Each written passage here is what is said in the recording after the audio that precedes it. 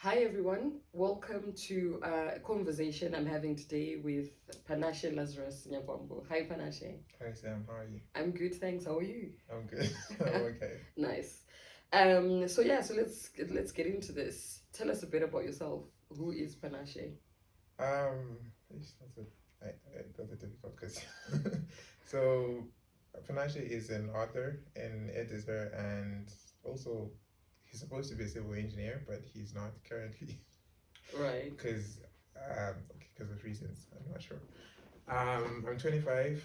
I've written a short story collection called A Hole in the Air, Mm-hmm. which was published by Carnelian Heart, and I've also written some short stories which have been published in different literary magazines all over Africa. So yeah, Okay, fantastic. When did you know there was a budding author in you? I want to say Form 1 when I went to high school, and my English teacher told me you're actually pretty good at writing because I used to read a lot. I used to read like Goosebumps, The Hardy Boys, and it kind of made my imagination, opened up my imagination basically. Mm-hmm. And so that translated to my compositions in class, and yeah, I kind of just started doing it for fun. Then I stopped for a while. For after I finished high school, I stopped writing, and then I went to uni in Cyprus, which was kind of initially a bad experience Mm-hmm. until I started writing and kind of started letting out all that frustration and everything out. And yeah, that's how that's probably when my writing journey started. All right. So it's the writing process for you is a cathartic process. You heal from writing. Definitely, it is. Okay, I can relate to that because I feel the same way as well. I just feel better when I write, when I let things out. So cool. Okay. So what has been the fuel and drive behind your work? I know that it's a sort of healing process, but what inspires you? Where do you draw your inspiration from when you're writing? This sounds basic, but from the world. Yeah. Like when I walk around and see something interesting, or even a woman sitting on a street corner selling her vegetables, I think, oh, there's probably a story behind that woman, Yeah. or it's stuff that has happened to me, stuff that has happened to people that I know. Yeah. All that you can make a story from anything, either an imaginary one or from real actual stories. Yeah. Yeah, so I think that's my biggest. Like the world is a big kind of big sorry book that I can just draw Yeah. stories from. Absolutely. Yeah, yeah. I mean, what you say, they just reminded me of something Chimamanda said in one of her interviews that she's an avid eavesdropper. Wherever she is That is true. constantly That is eavesdropping on what true. people are saying, and then she uses those conversations in I've her actually stories as well. done this thing where let's say I'm in a bus and I hear people talking about something interesting and I'll record them. Oh my gosh, that's illegal. That sounds illegal. Of course, I'm not Panashe. gonna like use it the way it is, but then Yeah. I'll go back to it and like, oh, I could twist this around and make something And make more something out interesting. for it. That's really interesting. That's interesting. Yeah. Cool. Okay.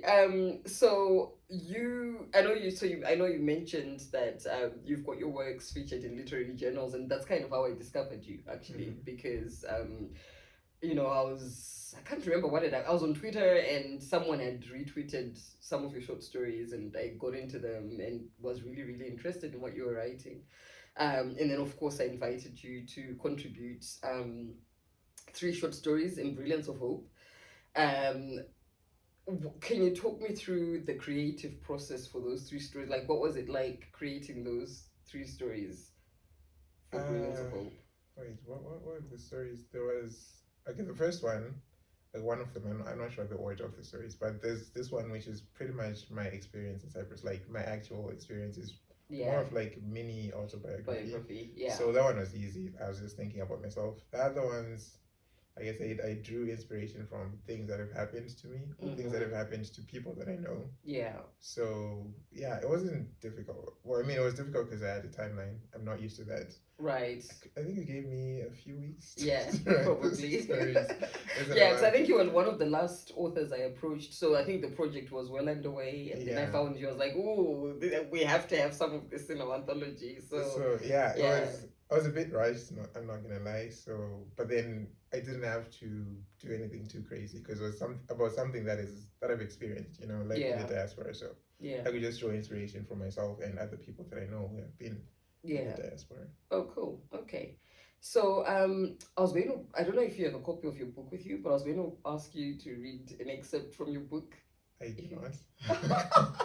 Okay, so let's leave that for another time then. But I do have a soft copy. I think I can find a soft copy. Okay, do you have it later. with you? Or Yeah, yeah, we could do it. If you find it, we could come back to that question. Okay. Yeah, cool. So I mean, you've probably partly answered this question, but there are plenty of life lessons in your stories. And I'm just wondering whether, you know, I know for you it's a cathartic process, but for your reader, are your stories intentionally didactic, or do you write purely to entertain? What is your intention when you put those experiences out there for other people to read? What does didactic mean? Education, like to educate. Ah, You know, like sometimes so I might write something that is maybe feminist in nature. So I'm intentionally wanting maybe to raise awareness of patriarchal ills, or something like that. So when I write with that intention, it's kind of a didactic piece of work because I'm intending to educate or to teach someone something.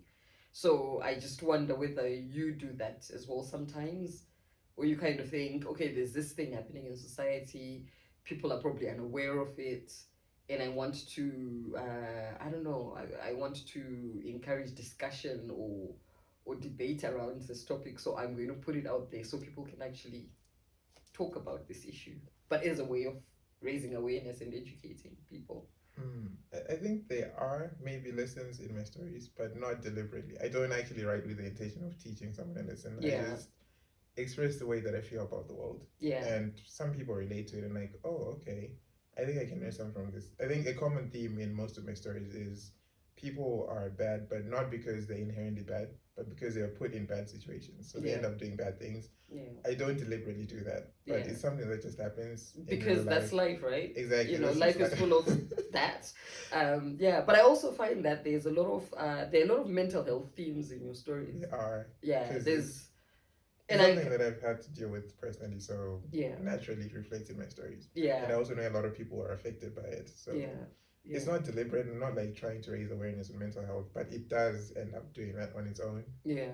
Yeah. Oh, okay, that's interesting. That's interesting. And I mean, I love that because, you know, I know that society isn't ready, or, you know, some people are, but generally speaking, society isn't ready to kind of address mental health issues. They're not. So, which is why I wondered whether you're deliberately trying to get people to become sort of more aware of these issues because they're around us, they're there. You see it every day, but people don't want to address mental health issues around us. So I think it's pretty cool that, you know, these themes just kind of come out on their own. But I think they're really important for society, and I hope people get reading your works because, yeah, mental health issues are all over the works, and I think that's a good thing. All right. So a few months after Brilliance of Hope, we published your debut collection of short stories that you've mentioned, A Hole in the Air. Could you talk me through the process of putting together that collection, detailing how long it took you to write the book and any challenges you experienced during the process of writing? Sure. Okay. So initially, when you brought up the issue of publishing my short story collection, I had published a few in magazines that I wanted to include in the collection. I think 4, and then I had other stories that I'd written, but I was still, you know, editing them, like trying to perfect them, I guess. And others that were incomplete, just lying around. And so I'd written part of it without knowing I was writing it. And then after you told me that you'd be willing to publish my book, I started, you know, going back to those stories and finishing them. And then I think I added a few, because maybe I had 8 in total, but there's 13 in the book. So I ended up writing some, and it took me, I don't know, a few months, 6. I don't remember how long it took me. But then I'd written some of them before, so in total it probably took me maybe a year, 2 years. I'm not sure. Yeah. And challenges, I don't really think I faced any challenges. I had the advantage of which I wrote this during COVID, so I was stuck at home anyway. I didn't have any distractions. I was just locked in my room writing, which is probably the best thing for any writer. So absolutely, yeah. I mean, I went through the same. I wrote a lot during COVID. And I mean, the next question I was going to ask you about whether you ever experience the writer's block and whether and how you deal with it if you do. But personally, I don't really experience writer's block because That's good for you. That's good for you. I think it's because I'm so busy with all the other things I'm doing, publishing other people's work, editing other people's work, so whatever. So I constantly feel like I don't have enough time to write, because I'm always kind of taken away from my own work to serve others. So yeah, so by the time I get back to my own work to write, I'm gagging for it. Like yeah. So I never kind of go, oh, I really want to write, but I don't know what to write, or I don't feel inspired or whatever. I always have stuff to write, but I don't have enough time to write the stuff. So yeah, do you ever experience a writer's block? I have actually several times. I think I'm actually going through a spell right now because I have not written anything in a very long time. Really? I think since April, maybe. Okay, Probably. but is it because you've got a writer's block, or are you busy? Because I know you do a lot of editing Yeah. and you do other things as well. It's both actually. Yeah. Well, initially it was because I was busy, but right now I'm not busy, and I just can't. Like, I was look at my laptop and think I have the ideas. I have lots of ideas. I even have like opening lines. I do that. I'll write an opening line and then write it like a year later. I have all those, but I just can't get into Yeah. it. I think it's because I haven't written in a interesting. very long time. Yeah. I don't know. But I have had writer's block before, a few months, Yeah. I think. Yeah. And it was because I was going through something and I was on medication as well, which was kind of affecting the way that I felt. Okay. But Okay. yeah, that got sorted out and I went back to it. Okay. It wasn't too bad. Yeah. Yeah. Okay, that's interesting. I mean, I find that when I because I go the way I work is I'll go to work for a few months or maybe a year, and then I go on sabbatical and I kind of focus on the writing and publishing, and then I go back to work. And I find that when I am working, sometimes I'm just too tired. I'm probably too tired to write, but it's not that I've got a writer's block. It's not that I've run out of ideas or I don't know what to do or whatever. It's just that I am tired. I'm physically tired. So that kind of affects things. Okay. Yeah. Okay, no, that's interesting. So moving on to other things, what are your thoughts on the reading culture in Africa, and what do you think can be done to improve it? In Africa as a whole, I don't think it's bad. In Zimbabwe particularly, that's where I think the main problem is. Because like we were talking about, we kind of have this, what's it called? Something's hierarchy of needs, where we just want the basics. Like you don't really care about something like buying a book is a luxury in Zimbabwe. Yeah. A lot of people don't care about that because they don't have enough, most of them. And the ones that do don't really care about that. They just think, oh, it's a book. Like who cares about that? Yeah. So, I don't know. So do you think it's about not having the money, or is it about not caring about books? Because I've been here for a couple of weeks now, and people go out a lot here. So they have money. They do. People go out, people drink expensive drinks, and people wear expensive clothes. That is true. So I don't know if is it about the hierarchy of needs, or is it just about priorities? Like, do people think reading isn't important? I don't know, because I think people have money. Everywhere I go, I kind of see it. Of course, there are people who are struggling. I won't deny that, but I've kind of seen people having fun in Harare. There are people who have fun. There are definitely people who have money. Yeah. But I think the average person, normally they have other things to do, like pay bills and whatever. Yeah. But there are people who have lots of money to spend and they just do not care about books for some reason. I think it's not something that's cool. Like if you tell people, oh, let's go hang out at Moments, for example, everyone will be like, oh yeah, that is so fun. But then if you tell them, oh, let's go to this book club on Saturday, people are like, what? Why would I want to go to a book club? Yeah. That is so lame. So I guess our mentality as well, like, it's not something interesting. In places like Europe, being an artsy person is actually cool. Like, yeah. So do you think we as artists or creatives, do you think we have a part to play in making literature look cool again? We definitely do. Yeah. I think it's our responsibility. Yeah. Yeah. Yeah. Okay. Yeah. No, we do. I mean, reading is cool. Books are cool. Yeah, So but people have this idea which readers or authors are like nerds and they're so lame, you know. yeah. Yeah. Even when people see me, they're like, "Wait, you right?" Because I don't. I guess I don't look like a writer. I don't know why people say that. Yeah. Like, no, you Like, don't look like a writer. You look like yeah. someone who goes out drinking on Saturdays. Yeah. Like, yeah, I do that as well. Yeah. But I Writers do drink as well. I'm Like, still a person. And you think, oh, yeah. you're so smart and you can't relate to like real people. I don't even know what real Yeah. people is, but yeah. Yeah. Oh my gosh. Okay. Yeah. So we need to do more. We need to think about how we can change this culture because I don't know. Reading is good. I think it opens up your mind, and you know you learn a lot from other people's experiences. And I think even if you're not particularly learning something new or whatever, I think reading other people's stories make you kind of think, oh, you know, I'm not the only one who's going through these troubles or these problems. So yeah, so I think we need to think of ways we can get that message out to people. But yeah, okay. So are you currently reading any books or watching anything interesting? I'm currently reading Stephen King's Firestarter. Okay. Yeah, because I saw a movie on it. The movie was terrible, as always. Like, all movies based on books are terrible. Usually, So I'm currently reading that. yeah. Stephen King is probably the first author that I fell in love with. Right. Yeah, Okay. so he kind of has a special place in my heart, although he's not my favorite anymore. Right. So yeah, that's what I'm reading, and then watching. No, I'm not watching anything at the moment. Yeah, I don't watch anything. I'm not. I mean, people think I'm weird, but yeah, I find it difficult to consume anything on TV. That is strange. Yeah, I just don't really watch TV. It just it's like noise to me.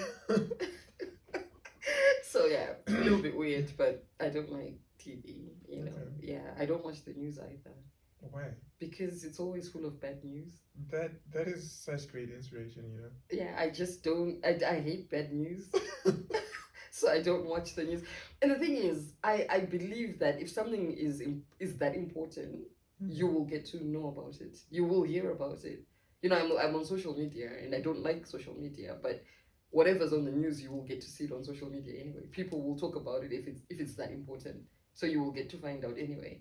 Yeah, I you know, we found out about the death of the Queen before they announced she had died.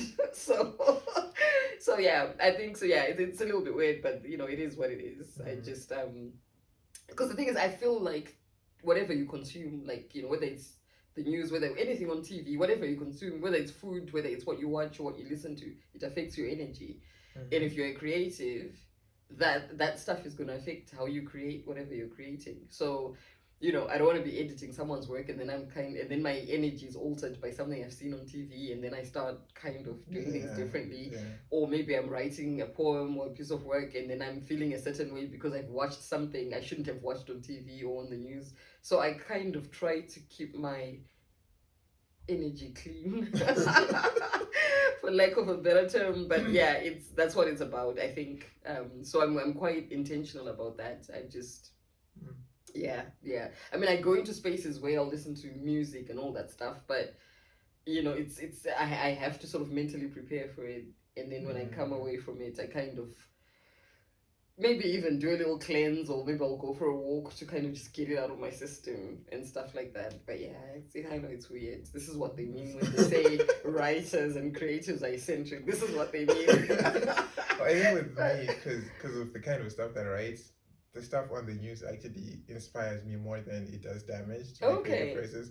Because I already write stuff that's, I don't want to say negative, but stuff that's not exactly happy, you know? Yeah. So if I see something, like if I see a little guy crying on the news because the country got bombed, I'll be like, oh wait, that could be a good story. So something like that. And also opens you up to other places, because I live in Zim, where I know everything that happens here, but I don't know what's happening to other people. Exactly. Yeah. So if I see what's happening, I think it broadens my creativity. Okay. So, well, that's good. Yeah. I like seeing what's going on in other places. I'll try the news sometime then. It's depressing. The news is really depressing. It is depressing. Like seriously, it's just yeah. I would like to see a bit of good news on the news. So yeah. Okay. So you mentioned that Stephen King wasn't your favorite author? Who is your favorite author now? I don't have one. Okay. I mean, I have several that I like.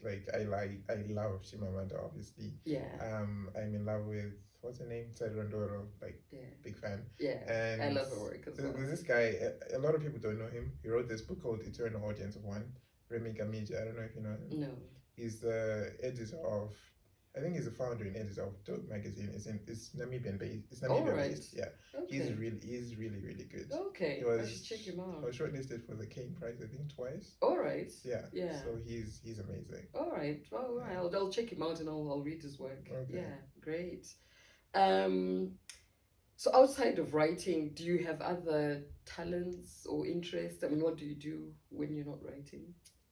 I'm a tutor. I tutor maths and physics, and people always say it's weird that you teach sciences, but you're an artist. I'm like, I can do both. You can do both? You can do both? I can do anything. Yeah. I also like, what do I like? I edit books, which is, I guess, part of writing, but yeah.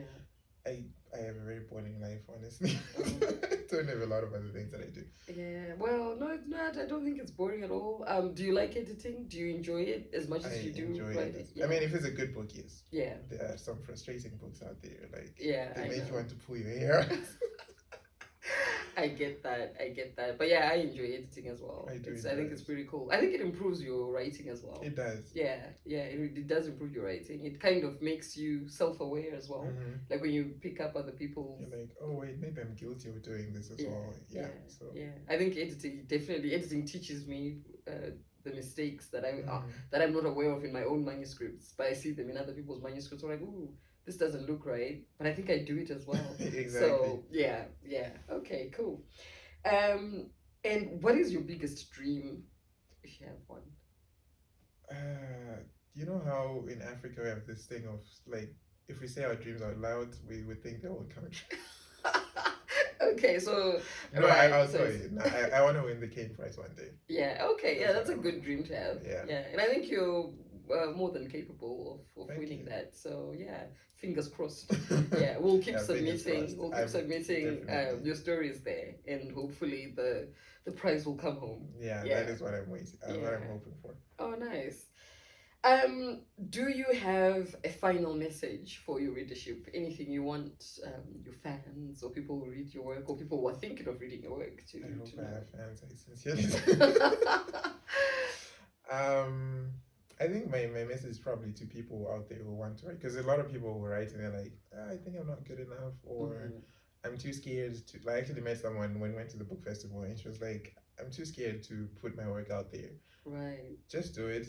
And if it's not good enough, then you improve on it. Yeah. You cannot know that you're not good enough unless you put your work and people tell there. you, oh, this is what's wrong with your work. Yeah. And then you improve. So just go for it. Yeah. I think that's really good advice. And I'm gonna probe you a bit further on that. Have you experienced situations where someone comes to you and says, "Ooh, I didn't like this," or even kind of you, I don't know, discovering that you'd made a mistake somewhere, or have you been in that situation where you learn from your past? From other people, no. No one ever told me this is a bad story. I don't know if I'm a good writer or my friends are just really nice people. But I have been rejected a lot of times. When I submit to magazines, they'll be like, oh, this is not the right time. I can have a graduate Lolwe. They always reject me. Don't worry, you're not the only one. I think a lot of people have been rejected by Lolwe, so don't worry. I've been rejected so many times, so that also makes you reflect on what you're doing wrong and whatever. But otherwise, apart from that, no, not really. I haven't had any such experiences, thankfully. But whenever you go back to your older work, you'll be like, oh my god, this is horrible. Yeah, why would I write this? Yeah, I go through those phases a lot. So, when I look at my old, I actually generally don't read my old stuff. Yeah, me too. Yeah, I just don't read it because I'm actually afraid of what I might come across. But I'm like that as well. I'm like, oh, what was I thinking? It's normally when someone maybe says something about an old piece of work or posts something on social media, and I'm like, oh, cool, okay. I think every writer's worst critic is himself. Yeah. No. Yeah. There are some things that I write and I nah, this is garbage. I'm never gonna show anyone this. Yeah. I've done that with so many stories. I have complete stories. Yeah. And I'm like, nah, this Nah. is just not good enough. Yeah, So yeah. I can relate to that. I can relate to that. But no, it's great. You know, I love your work. I love what you do. So I hope you continue to write. Thank you. Do you have anything you're writing at the moment? Like, do you think you're going to, you know, publish another collection of short stories, or do you ever think of going long form or short form? Like, do you know, poetry Poetry, or definitely novels? not. So poetry definitely not. I've wanted to write a novel for a very long time, but you know, I'm 25, so this is like when my life is that is most busy. So I don't Yeah. actually have the time to do that. Yeah. So probably my next work would be another short story collection. I already have ideas for what I want to do with this. Yeah. This is more themed and like specific, unlike the other one, which was just like something random that came out. Yeah. So this one I know exactly what I want to do. And for the novel, I've toyed with several ideas. Nothing that has like really stuck with me yet, but Yeah. I should have one at some point in the future. Oh, okay, that's great. That's good news. Thank Exciting you. news. Fine. All right. Well, thank you so much, Panashe. I think it's been wonderful talking about, you know, writing and publishing, and I hope we get to speak again. And it was just lovely meeting you because obviously we've done all this work and we hadn't met before. Yeah. So Awesome. yeah, pretty awesome to actually finally meet you. So that's great. Okay, you're All welcome. right. Thank you.